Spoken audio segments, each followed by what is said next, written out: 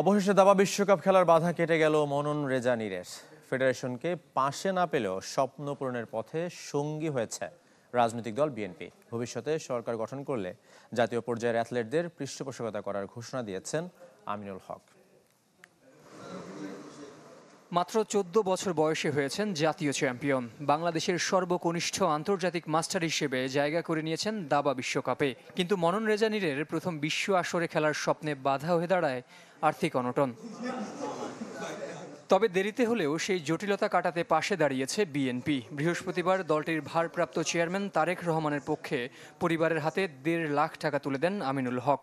আমার আশা আছে আমি আমার বেস্টটা দেওয়ার চেষ্টা করব এবং অবশ্যই বিএনপিকে ধন্যবাদ তারেক রহমান স্যারকে এই সময় আমাকে হেল্প করার জন্য।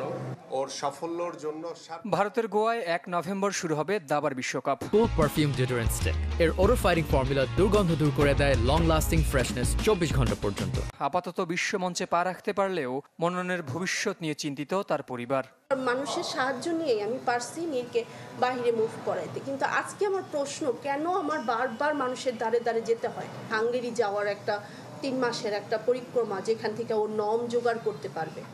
হ্যাঁ, আশা করি সেটি হিউজ পরিমাণে টাকা লাগে, হিউজ পরিমাণ, আপনারা কল্পনা করতে পারবেন না। সামনেই নীরের মাধ্যমিক পরীক্ষা, এরপর পুরো দমে শুরু হবে গ্র্যান্ডমাস্টার খেতাব জয়ের লড়াই। বাকি 3 নর্ম, সে মিশনেও পাশে থাকার প্রতিশ্রুতি দিয়েছে বিএনপি। নীরের কোনো স্পন্সর প্রয়োজন হবে না, ফেডারেশন থেকে যেটা করবে। আর নীরের পাশে আমি এবং আমার দল এবং আমাদের মাননীয় ভারপ্রাপ্ত চেয়ারম্যান জনাব তারেক রহমান সবসময় থাকবে ইনশাআল্লাহ। শুধু মনন নয়, প্রতিভাবান খেলোয়াড়দের দুঃসময়ে পাশে থাকার প্রয়াস অব্যাহত রাখতে চান আমিনুল হক ও তার দল। ক্ষমতায় গেলে সরকারিভাবে নিতে চান সব ক্রীড়াবিদের দায়িত্ব। জহির সাগর, চ্যানেল 24, ঢাকা।